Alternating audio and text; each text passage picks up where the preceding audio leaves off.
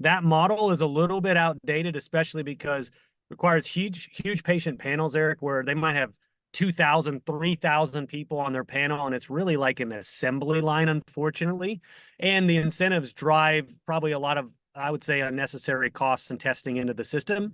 Whereas the direct primary care model turns it into a membership or a subscriber-based model, often covered by the employer. And then they have a much smaller patient panel. That person gets a lot more time with their doctor. They often have 24-hour access, texting, telehealth, et cetera. And it removes some of those incentives where over testing happens or sending them somewhere that wasn't really necessary because they're part of a referral network. It just controls that cost a lot more effectively and makes it more accessible to people because, again, the employer is typically sponsoring the fee. And so I just think it's a really, what's old is kind of new again, but it is a revolutionary model in primary care, and it'll get more people access to better care. Welcome to the RockstarsRocking podcast, powered by Voluntary Disruption, a show dedicated to people who are crushing their business and life goals. These are bite-sized conversations with leading rock stars in their respective industry who are pumped to share their story to help drive you to the next level. So, are you ready to rock? Speaking of rock stars, here's your host, Eric Silverman.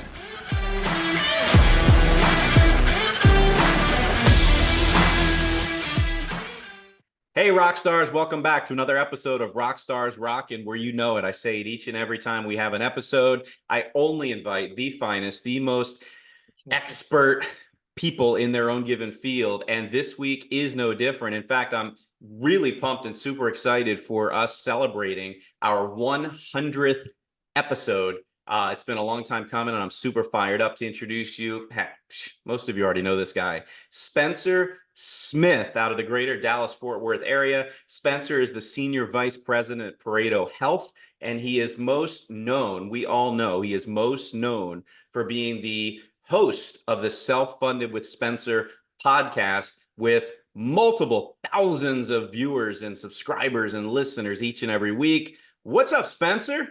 What's up, dude? Hey, I got to bring you on to do my intro all the time, Eric. That was fantastic. And I have to say, thank you so much for allowing me to be the 100th episode guest. That's pretty cool, man. Oh, man, the pleasure's mine. I'm super fired up to have you. It's, and I was telling you offline the other day, I see your show all the time, and I'm envious because you are what I aspire to be. You've really done a lot with your show. We're going to talk about it today, I hope, if you're open to it. But the reality is I don't see you interviewed very often. So I'm excited to put you in the other chair, for lack of a better word, and really let folks that listen to my show get a sense of who you are and what you do and what it means to you. Cool, man. Well, I appreciate that. I think I told you prior, it's probably a 10-1, if not a 20-1 ratio of me interviewing versus getting interviewed. And so it's happened a little more often recently, but it's still very rare, and I enjoy it immensely because that way I don't have to think about what to ask, and I don't have to have any sort of agenda. I get to just follow along and have fun, man. So again, thanks for giving me this chance. Yeah, man. Yeah, man. Well, look, let me dive right in. I got a few questions I wanna ask you. Let's start with innovation in healthcare. So, I mean, you've been in the benefits world for the better part, I think, of 15 plus years. I think you started in the insurance world, but not necessarily in the benefits world. But benefits wise, I mean, you've witnessed what I would say the evolution of healthcare from all sorts of various angles, right? So the question I would ask is, what do you think is the next groundbreaking innovation in health insurance or healthcare in general, and how might it reshape health management, everybody's approach to health management? Well, yeah, there's a couple things at play. I mean, I think one of the ones that I talk fairly regularly about, because I think it's such an effective category, is the direct primary care model, otherwise known as DPC.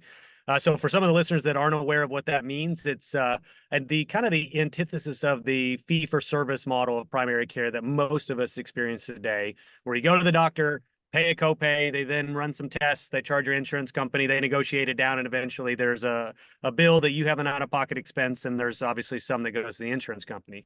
That model is a little bit outdated, especially because it requires huge patient panels, Eric, where they might have 2,000, 3,000 people on their panel, and it's really like an assembly line, unfortunately. And the incentives drive probably a lot of, I would say, unnecessary costs and testing into the system. Whereas a direct primary care model turns it into a membership or a subscriber-based model, often covered by the employer.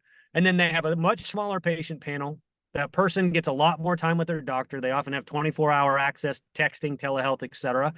And it removes some of those incentives where over testing happens or sending them somewhere that wasn't really necessary because they're part of a referral network. It just controls that cost a lot more effectively and makes it more accessible to people because, again, the employer is typically sponsoring the fee. And so I just think it's a really, what's old is kind of new again, but it is a revolutionary model in primary care, and it'll get more people access to better care, which is always a good thing. I mean, I'm a huge fan of the DPC model. Again, those listening, I can't imagine you're listening if you don't know what DPC means, because why would you be listening to a podcast like mine if you don't know what DPC means? Right? That's kind of a question. Yeah. But if you are, thank you. Yeah. In general, I always, and maybe I'm wrong, you tell me, I'm not a medical guy. I'm non-medical, as everybody might know.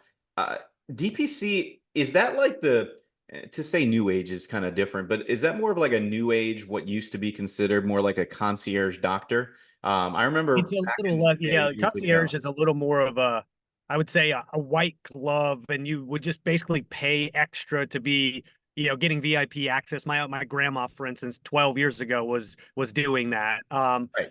DPC is adjacent to it, but I think it is more of a democratized version of that, and so that's why I think there's more people could access, especially through the employer chassis. Well, I'm a big marketing guy. I think the words concierge doctor just sounds like it makes it sound like the average person can't even afford it. So I think the whole vernacular behind DPC is more straightforward and easier to digest by a normal, sounds bad, but a normal average employee. Absolutely, man. And you can even see, like, I think David and Emma, they just announced today a partnership with, I saw on LinkedIn a moment ago with Hint Yep. Health, which is awesome, right? And they're very focused on bringing DPC to the masses, which I really, really love. I mean, there's all sorts of awesome tech out there, Eric. It'd be probably longer than anybody would want to listen to if I were to rattle off some cool stuff. But I think AI and large language models and that being applied to the healthcare world, that is definitely going to revolutionize what we consider healthcare in the next few years. I promise to all of our listeners, I swear on Spencer, he has not seen my questions. He doesn't know what I'm going to ask. I mean it, guys.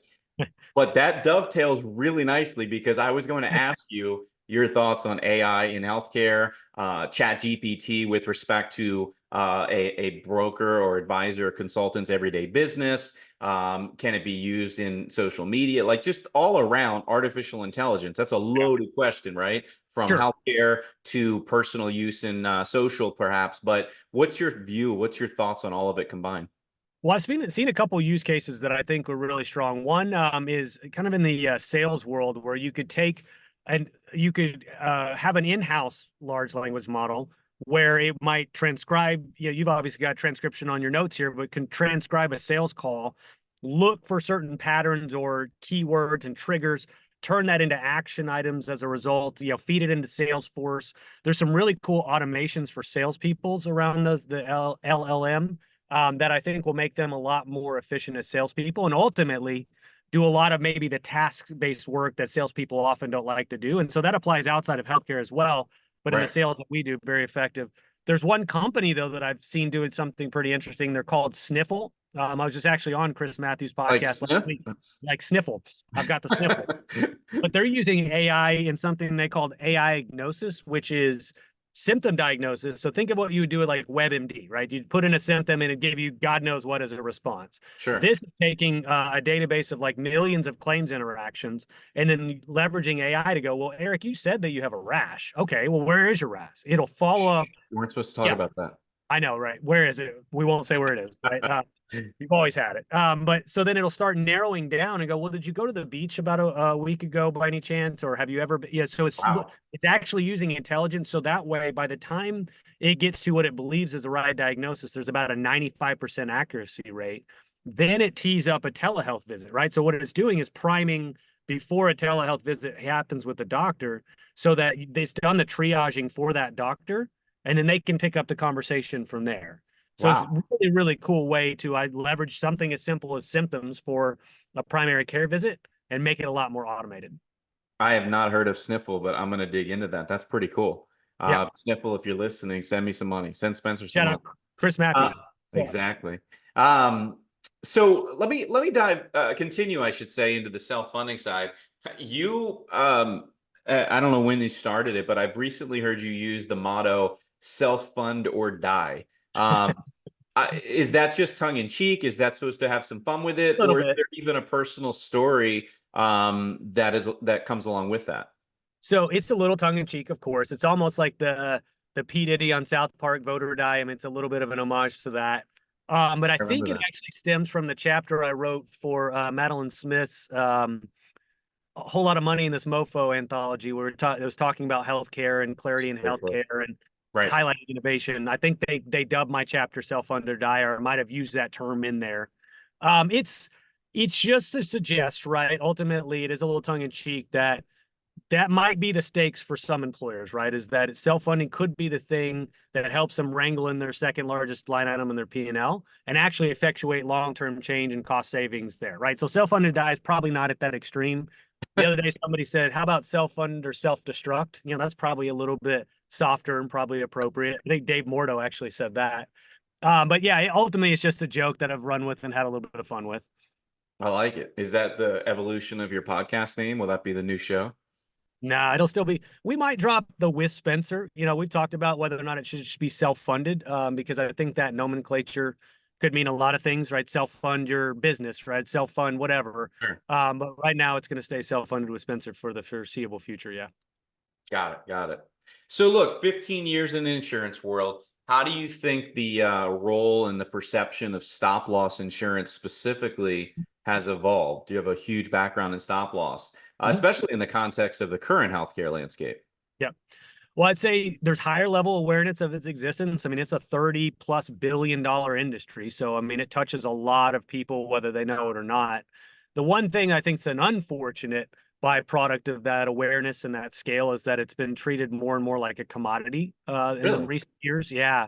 Where people are just shopping to 20, 25 carriers looking for cheap rates on a spreadsheet and not really thinking about the long-term impact of some of the contract provisions they choose.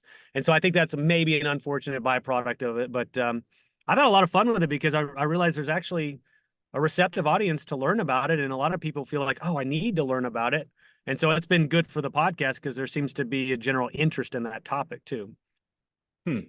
So, when you decided to get back into what should I call it? I don't know. I don't want to denigrate your former employer because I like the system you used to represent Yeah. a lot. It's how we met. But Yeah. in general, for lack of a better term, when you decided to get back more into the stop loss world and such and Yeah. self-funded world, um, what do you think in general led you to that decision as opposed to working and selling the technology that you were for so many years, which was a great product, still Well, I is. was gonna say that was probably the hardest decision in my life, and not too big to tell you. I cried a couple times talking to the founders because I had that deep of a relationship with those guys. But Hmm. it ultimately just was a point where I felt like for what I was gonna do there, I think I helped them get to where they needed to be, and then they needed to be in the hands of some other people. And then I wanted to get really focused back on self-insurance and stop. It's what I'm passionate about, as geeky as that sounds, and it's not fake either. I mean, I saw somebody speak on self-funding 10, 11 years ago, and I had that epiphany at that point. Once I knew what I knew about it, I didn't want to really think about anything else. I felt like I'd uncovered the truth of what's possible for employers. So I think it was just an opportunity to do that. And Pareto proactively reached out to me, Pareto Health, and kind of painted the picture of what the role could be. And I got to work with one of the founders and our chief legal officer and just talk through what this role is supposed to be for them and how I could help. And it was a really interesting proposition to consider, and had a lot of heart-to-heart talks and got some great guidance from some confidants. And here we are, about 9 months later, been enjoying every minute at Pareto. So I'm pretty sure, and correct me if I'm wrong, I feel like Pareto is one of the largest health benefit captives. And now that you're at I don't know if you're at the helm, but you're one of the senior leaders there. What's Pareto's vision, and how are you personally going to help steer them to accomplish that vision?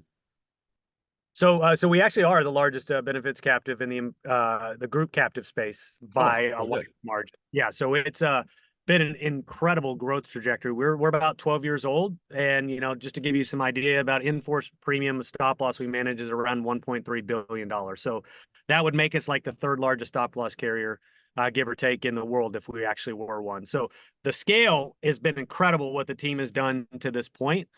I had the opportunity, obviously, to join after a lot of that momentum is built. But as we start to iterate into what maybe a 2.0 version of Pareto looks like, I can tell you it's not slowing down, man. I mean, the growth targets we have are aggressive, but also for this team, really, really doable. So my role will be top of funnel awareness, Eric. I mean, hosting a podcast, being on podcasts, public speaking, all sorts of stuff, the marketing efforts, the social media, that's all encompassed in my role.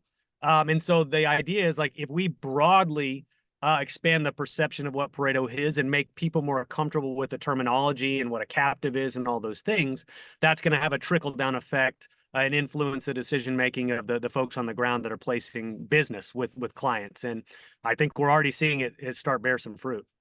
What do you think or not think, you're experiencing it the last 9 months? What are the biggest day-to-day challenges that you have within Pareto? You guys have grown, you're the behemoth that you are, and you're continuing to amass more and more clients. But is there a specific one or two or maybe three things you can pinpoint that is the most challenging for you?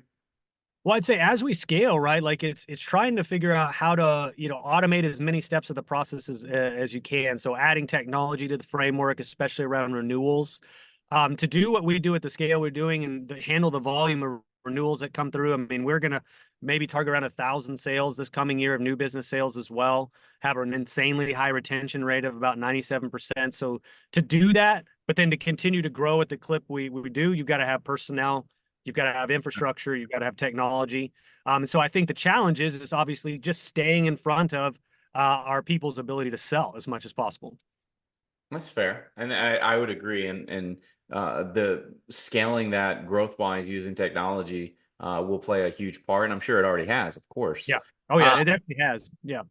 You mentioned a few minutes ago helping Pareto and even yourself grow through various forms of media. So obviously being on podcasts, having a huge podcast yourself, but you mentioned public speaking. I gotta be honest, I mean, we go to a lot of the same conferences. I haven't seen you on stage doing a lot of public speaking. Is that something that we can anticipate in the future? Because I'd love to see that, man. I guess so. I don't know if I put it out into the world that I wanted to do it or mention it to a few folks, but opportunities have started to come. I'm actually speaking next week at a local Dallas conference, a NABIT chapter as their keynote.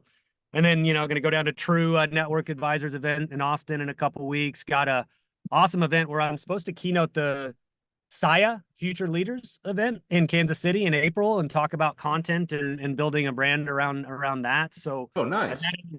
that's outside of, I think, a handful of others, and I'll do some stuff with Pareto. So we have some big national partners and some events we're doing with them that I'm slated to speak at as well. So it's come out of the woodwork, fast and heavy, and hopefully I do a good job, man. But it's been something that I wanted to check that box for a long time, and it seems like a natural extension of podcasting. So I'm excited to really lean into that. You don't seem like, and I guess this is a question too, but as I know you, and since I met you, you don't seem like a shy individual. Have you always been fairly outgoing and you don't have a problem getting on stage in front of hundreds or thousands of people? Or is that something that you've adapted to over the years? Totally, the latter. Definitely adapted to, Really? man. I can tell you, I mean, college, I remember an experience where I was just presenting in front of a class of maybe 40 people and sweating, shaking, like voice cracking. Your face ever twitch when you have tension in your face? I don't know if you've ever seen people have that. All those things. It was literally the most terrifying thing. Yeah. I'm literally jerking my head. No, I know what you mean. But it's like I got to that point and I thought, man, this might be the most terrifying thing that I can possibly think of. Over time, obviously, I've shared with you, I did some stand-up comedy in my past, did some acting in my past, improv. Those things help. Getting into sales helped. Podcasting has helped. So now, yes, you still have butterflies, right? You're nervous because you got an hour up there where you're exposed and you never know how it's going to go. But I've managed to be able to handle those nerves a lot better. And now having a couple under my belt, like I enjoy it a lot. I love doing. Well, you know, and this is totally off script. I never thought about it, but I love how these conversations flow. I'm sure you do too when you're interviewing Yeah. folks. Um, let's dig a little bit deep into that for a minute or two. Okay. Meaning, there's a lot of folks that listen to you. I'd say even the majority, and certainly me, that have that fear of public speaking, have that fear of putting out content, have that fear of recording themselves, let alone even just posting a picture on social. You know, in me, or for me personally, I was shy as all get out growing up, elementary, middle, high school. Only in my junior and senior year in college did I not become shy. And here's why. I figured it out. I actually cared. I gave a shit about what I was learning. It meant like I was embracing it. I'm a marketing guy, so I was taking high level marketing classes. I was intrigued. I was interested. It actually made me want to pay attention. And same thing with benefits. Like I know it. I'm never nervous up there per se because I know my stuff. I Right. got to imagine for a lot of people, that's one of the reasons they are so anxious getting in front of people, is that they just never were an expert at whatever it is they were supposed to talk about. When the teacher calls on you randomly, that's I would still be nervous to this day. Oh, absolutely. Yeah. If you put me up for 30 minutes and said talk about some subject that you weren't comfortable about, of course, I'm gonna immediately get a little bit nervous and Right. not know It's where human to nature. go. Yeah, but for example, I've been doing the power of self-funding, which obviously I can talk about, and then I did that with some internal Pareto meetings. I'm going to do externally now. I've done some webinar versions of it, so it is an area where I'm very comfortable in, and that naturally, obviously, I think results in a better speech. And so it's repetition at this point. I think is to try to really fine tune and perfect it. Would you tell folks that haven't really done anything that they just need to, yeah, it sounds cliche because people say it all the time, but they just have to start somewhere and continue and not worry about views and likes and comments and crap like that when it comes to just getting their own self out there?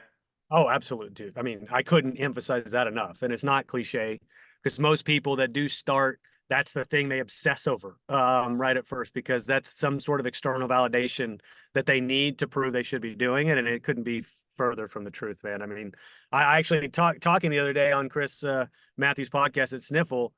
He said, I'm not even going to look at my metrics for the first year. I'm literally not even going to look at them because I don't want to be deterred from doing this regularly and lose the spirit of why or enthusiasm. And I think he is absolutely spot on. That's how I feel to this very day. I swear to you, I have never looked at my numbers. I don't care. It's not about that for me. And I completely agree with the person you just talked about. It could psychologically, even in the back of your mind, dissuade you from doing other things. Oh, So, yeah. Yeah. well, Because then if there's other things you want to do, but all of a sudden you have this gut punch and you go, well, I didn't hit some artificial goal that I came up with that has no basis in reality. And so therefore I should probably quit because nobody likes me. That's going to keep you from pursuing creativity and you actually being able to build something. I mean, it's taken me 3.5, almost 4 years to get to this point, and I still feel like I'm just scratching the surface because the people that have been doing it for a decade or 15 years or 20 years, I mean, that's really time horizon, Eric, is probably appropriate, right? Then you can't fail if you never put an end date on what you're doing. sure. Let me talk about I don't know. I don't like the word balancing. I don't like the word work-life balance, but for lack of a better term, balancing what I wouldn't even say work, I'd say your passion and Mhm. your profession. So, Yeah, for yeah, instance, for those not familiar with Spencer, I mean, dude, you have a diverse range of interests from soccer to heavy metal mhm, to heck, you're a car guy like me too, a Ford yeah, guy, by the way, yeah, Mustang specifically, Roush. But yeah. seriously, how did these passions influence your professional life, especially in what's a very serious world of healthcare and insurance and benefits? I don't even know if they influence as so much give me an outlet, right? I mean, I think everybody needs some sort of mindless outlet to a degree just to take their mind off kind of the things they consciously obsess over. But all those things you listed are just passions that I haven't really questioned. Why are they, a Roush Mustang? Why do I love those out of all the cars? I don't know. I just do, America. right? Maybe the sound, I don't know. But for Nice. me, those are the things that balance because I am somewhat obsessive and driven. I mean, I told you, I think in the past I had the nickname Turbo because I was just like go, go, go, go, go all the time. I need those things that get me to shut up and stop and tell my brain to be quiet. And so if that's loud, crazy, screaming music while I'm lifting weights or, driving my Mustang. Those are just the things that bring me back to earth so I can relax a little bit. Yeah, and I tell you that Mustang does sound pretty good. It It, does sound pretty good. yeah. Very good, in fact. So, look, you're hosting your self-funded with Spencer podcast. You have thousands of subscribers on YouTube. If you're listening to this and you're not one of them, change that immediately. In fact, I'll tell you, you have my permission. Pause the podcast you're listening to, go like and subscribe and interact with his page, and then come back and listen to the rest. But I guess, and I've seen it myself personally, I have my own trials and tribulations, but I'm sure you've had challenges and things you've learned. If you look back at episode 1 versus episode 100 and whatever you're at now, can you share some type of unexpected lesson that you've learned through your podcasting journey, and maybe even what your long-term goal of the show is, if there's any type of long-term aspiration with it? Sure. Easy lesson learned is make sure the audio cord is plugged in, which actually, funny enough, happened on my very first show. It's easy to say it wasn't my fault. I didn't know to think about it, but I had the guy Nathaniel that I keep talking about and touting. He was very new at the time and was running another studio's podcast, and it looked like stuff was plugged in, but it wasn't actually plugged in.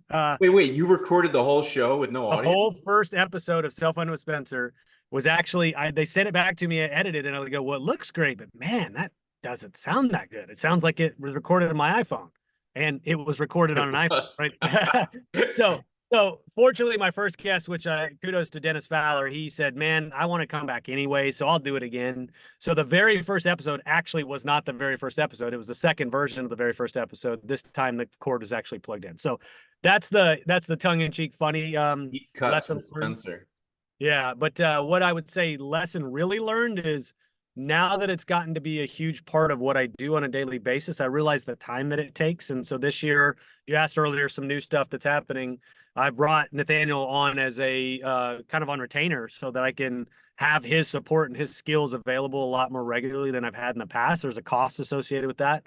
But when I realized there's so many things around a podcast that I don't want to do, plus it's taking away time from my job, my primary profession, and he's better at most of those things anyways. So let's come up with a way to outsource and offload some of that effort to somebody that's more skilled. And if there's a cost associated with it, so be it. Because I think one of the things that I hear pretty routinely of people that have been doing it a long time is if you don't offload the tasks that you don't want to do, it might actually make you less desirable or desirous of doing the thing you do love to do, which is the podcasting itself. And so people will get burnt out. And so that's a huge lesson learned after 3 years is figure out what you can offload as much as possible. I mean, I couldn't agree more with that. I like, I don't know who first said it, I'm sure, but somebody I know who I heard it first was Andy Neary said, by outsourcing, you're leveraging your ability to buy your time, buy back time. I know I've talked about that with a lot of people, but I think that's so undervalued and underappreciated and not really looked at properly. Most people, not just in our industry, really any industry, they look at things like what you just said, Nathaniel, or a VA in general, or even just hiring your first employee. If you're a business person, they look at it as an expense. And to me, it's not an expense. It's an asset. You're literally buying yourself time to do things that are more productive and impactful, let alone, heck, if you just want to go spend time with your family, that's important. You're buying it. Well, I can't tell you how relieving it's been to go, because I have a cadence of when I release stuff and have stuff. He'll go, hey, here's the clip scheduled in advance for the next week. And I go, wait, all the stuff scheduled in advance for the next whole week. And I just get to maybe comment here or there and kind of babysit those posts afterwards. Just the relief of that, right? The strategy. And then we came together and said, hey, let's follow a schedule and a cadence in these type of posts. It's not that I'm offloading my words. I'm simply the posting and the preparation of those posts itself has been a huge game changer. And so it starts you to think about, well, what other operational efficiencies can be created? Because if that can be created, then that means the business itself can grow as well. And I think 2024, the primary overarching goal of personal and career is its growth, right? I'm really trying to grow every aspect of what I do. Digging back into to some of the personal side for a second. Yeah. I know you're a family man, you have a wife and a couple kids. How has being a family man shaped your general views and personal decisions you make within the healthcare industry, not just for your family, but how you view. Like, for instance, you were into self-funded and stop loss before you had a family. So has your view changed My view has changed a little bit. I or think strengthened maybe? it's strengthened in optimism, but then it's also frustrations with interfacing or interacting with the healthcare system. Kids get sick. My little guys had to go to urgent care a couple times, nothing serious, but then you just see what it's like to actually be at the mercy of the healthcare system the way that we have it set up today. And it reinforces sort of why I do what I do, is to hopefully make it a lot better, or at least point it in the direction where a lot of really smart people can help make it better. I think that's probably been the biggest thing, man, is this using healthcare more often and realizing it does really, really suck for the majority of times.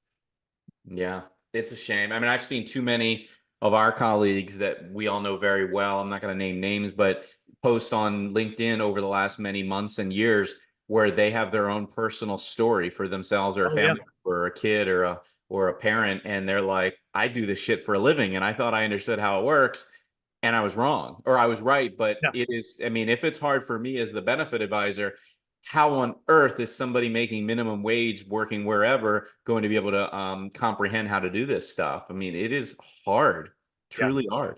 Well, that's why I'm a big believer in the employer centric model, because like employer one, they bring scale to the table, but then employer can influence, right, and communicate. I know you're a big communicator in terms of what you do for your business, right? That's a big part of what you do, but it's creating a vehicle then to disseminate this information and empower those people together. And I think the employer sponsored plan, especially self-funded plan, is the way that we do solve a lot of these things over time. And so, I mean, my role, I guess, if anything, Eric, is try to be an advocate, sort of evangelize for the space, talk about it, make it seem interesting and engaging for people to come in and lean in. And then one of the things that I hope indirectly happens is attract smart young people to think this might be an industry worthy of their time. And if we can do that, then I do think we can solve most of our big problems. Well, you used to be a smart, young, talented person. How'd you get into the business in general? Accident, super Like complete most of accident. us. Yeah, yeah. And it was Liberty Mutual claims adjuster, first job, hire some kid out of college with no experience, but it looks like his GPA is okay. So yeah, he seems like he'll do. And then moved into the space and benefit mall, the small group GA world, but never really benefits. It took me like 6, 7 years to get into benefits and self-funding before I really discovered it. And that was like about a decade or so ago. So like I want to be more intentional. That's one of the fun things about content is you look at like big influencers, right? And you go, well, what are they doing? Well, can that framework be applied to self-funded insurance or insurance in general, where it makes it look appealing? Because I generally do believe it actually is appealing. I just think we've had terrible PR, and it is perceived as a boring and stale industry. And I don't think it could be further from the truth. So speaking of that, it's perfect. I mean, if you look back at your career journey, I love journey versus destination. I don't think you're at your destination yet, not necessarily career wise. That's not what I mean. I just mean you have a lot of years left, right? So if you look at your career arc, right, you started at Liberty, then to Benefit Mall, and all the way up now through to Plan Site and Pareto Health, and a few stops in between. What advice would you give younger Spencer if you were starting it all over? Ooh, that's a great question. I don't know if I'd change much other than I think kind of I leaned into sales late and had to catch up. I think I had in my own head that sales was something I couldn't be good at or wouldn't be good at because I didn't what I perceived sales to be was actually incorrect. And so I delayed pursuing that as a career choice for a long time. But I can tell you unequivocally, it changed my life for the better, not just financially, but autonomy and opportunity. And so I guess if there's one thing I would change or, 22-year-old Spencer, I'd tell him is like, actually go pursue that as a career today. Don't wait a decade to do it. That's good. And I have a similar story I'll spare people with, but I would agree. I mean, I think I would give similar advice on my own. Um, so considering all the rapid changes in healthcare, I mean, heck, you mentioned Sniffle earlier. I never heard of that, and I feel like I stay on top of a lot of this stuff. Where do you see the industry in the next 10 years? But specifically regarding self-funded medical programs?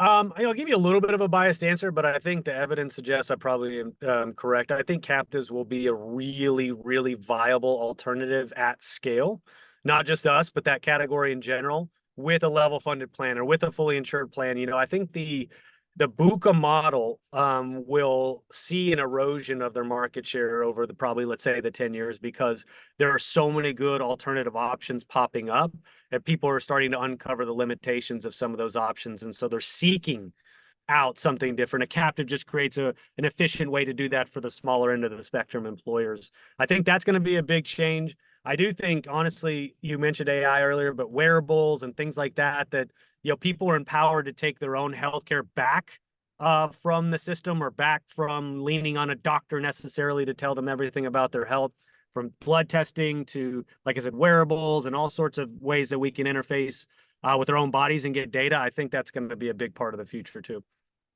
What I don't know. I'm personally interested in this, so I asked some folks about it.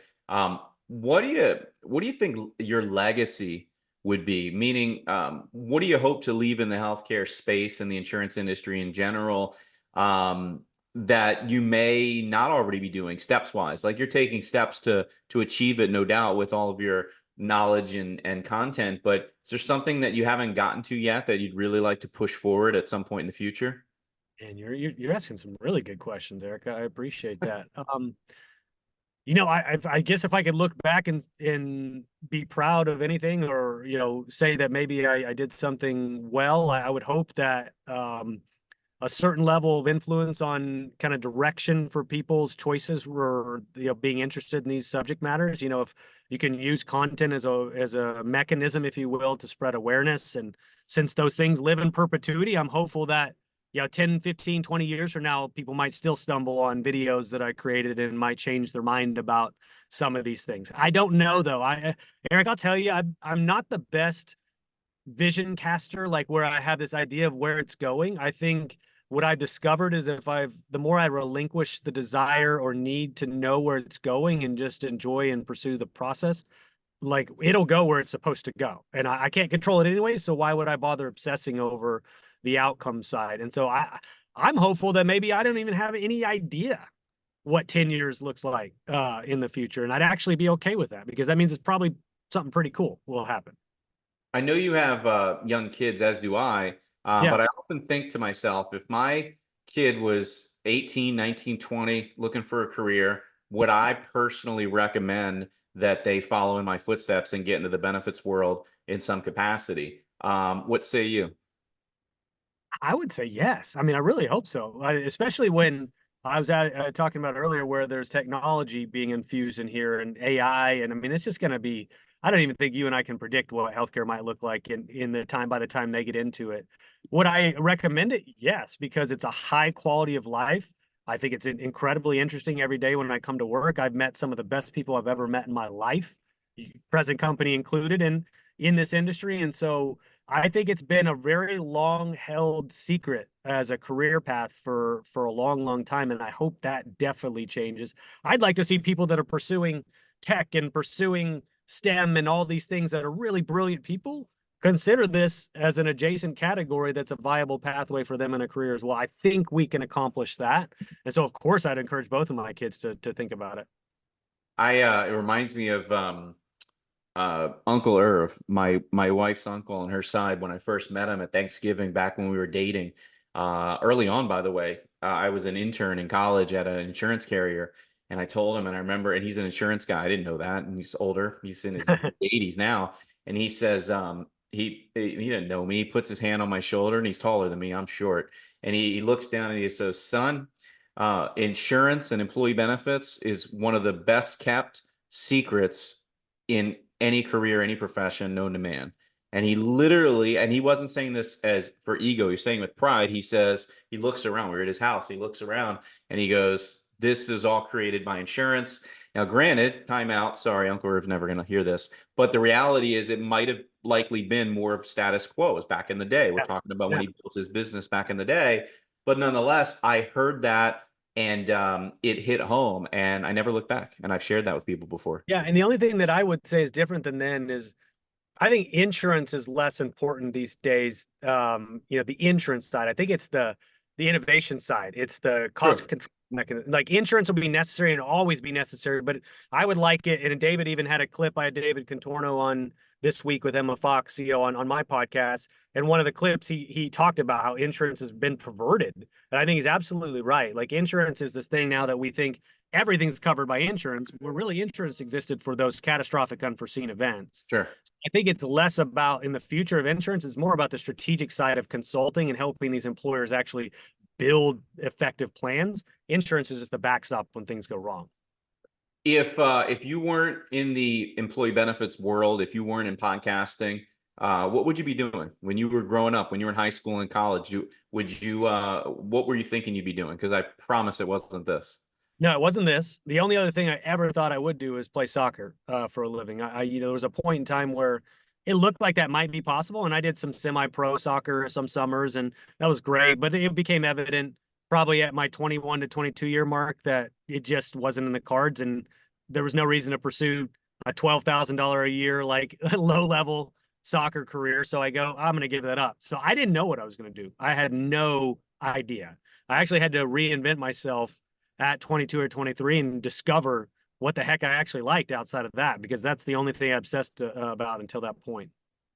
You think currently, and as the years go by, college is more and more less needed, particularly for things that you and I do. I don't ever want to know that my doctor or attorney didn't go to college, but for even what we do, I don't know that college probably I don't know. I was actually telling my daughter, she's 6, so I'm having these dad moments, and it doesn't really impact her because she has no idea what I'm talking about. But I was like, Sure. This morning I'm in the car with her and going, yeah, we were talking about college. I forgot how it came up. And I go, I don't even know if you will need to go to college. And I even was telling her it's probably going to cost $300,000 at that point too. So like, just be aware of that. But I think it's becoming less and less important when you have the ability to effectively learn almost anything online these days. And some of the things that are happening on college campuses, I don't really like either. So I don't know if that model will survive as it currently exists, or if it does, I think it's less important for those jobs outside of the ones that you mentioned that are true, have to be a master at a very specific craft. Correct. Yeah. No, I completely with you. I mean, I look back at my college years, and I in fact often question whether it was needed or not. I don't know if I'm the only one that does that, but it's not the end of the world. I'm glad I went. Great. Met my wife there. Scholarship. Yeah. Right. I mean, I met my wife. I got my internship. I might not be in benefits for it not being college. So I see that. I just look at all the aspects and I think to myself, geez, was that a good use of money and time? But anyway, doesn't matter. Let me say this. I'll say the one good thing that I think really would be going for college is if you can get an 18-year-old to go away from home. I think one of the best things that happened to me is learn how to live away from friend circle, parent, have to be responsible for basic things. I think that was one of the biggest things I took away, is like having to grow as a human being and become an adult. College does give the opportunity to do that. Dude, it's been almost 45 minutes. You are crushing it. We could go on for hours, I suspect. 2 salespeople in a room that are passionate about what we do. I'm sure we could. In fact, we've been together in person and we've gone on for hours. So today we just kind of recorded our favorite moments, or at least my favorite moments. Dude, I'm so grateful for you being on the show. I hope everybody listening enjoyed what you had to say as much as I did. You were kind enough to have me on your show at some point last year in 2023. This is being recorded in 24. And it was a blast. You got to know me more, and I got to know you more today than I had ever even known. For those listening that want to, I mean, you don't hide your contact info, but anybody listening that wants to reach out, don't try to sell them anything. But if you're listening and you want to reach out, what would be the optimal way to get in front of you? The easiest answer is LinkedIn. I treat LinkedIn as part of my job. The tab's almost always open. If I can respond to somebody, I will. I mean, yeah, like you said, please don't try to sell me something, because I get inundated with crap all day long, like most people do. Block them. But if you want to connect for any reason, like the show, have a question, if you're genuinely interested in something and you think I can help, I would be happy to help. No soliciting, please. Do you have a website, or it's still just LinkedIn? We got to, I mean, obviously if you Google Self-Funded with Spencer, probably my YouTube page will be the most prominent site. We are building selffundedwithspencer.com. That should be coming out in the next few weeks to host all the content in one place. I remember a really cool guy telling you to go buy that domain. You did, yeah. And I bought a couple other domains too as well, just to be safe. The one I really want, Eric, selffunded.com, listed for $65,000. So I don't think I'm going to buy it anytime soon. Pareto. Yeah. Self-funded.com, 1,200. I might consider that one. Do that. Right. Yeah. But yeah, I'd say start with LinkedIn or just literally Google self-funded with Spencer and you can't miss all the responses. And if you're not connected or at least following him on LinkedIn too, change that, guys. I mean, I'm telling you, he's got 10,000 followers on LinkedIn. He's got, I don't know, 3,000 plus subscribers on YouTube. Some of his videos on YouTube have hit 30,000 views. Like, this guy's no joke. I mean, I'm not kidding. So you're probably listening. You're probably already connected. But if not, let's get that follower and subscriber count way up. Listen, dude, I appreciate you. I know you're busy. I can't wait to see you at some point this year at a conference I'm sure we'll both be at. I just show up and ask some fun, good, not so good, dopey questions. I just have all the fun. For everybody behind the scenes at the Rockstars Rocking podcast and all my viewers and listeners, I appreciate you. I appreciate you coming on. And until next week, don't just have a great day, make it a great day. Thanks, everybody. Thanks so much for tuning into this episode of the Rockstars Rocking podcast. If you haven't done so already, make sure you're subscribed to the show wherever you consume podcasts. And if you feel so inclined, please leave us a review. 5 stars would totally rock. Until next time, Rockstars, keep rocking.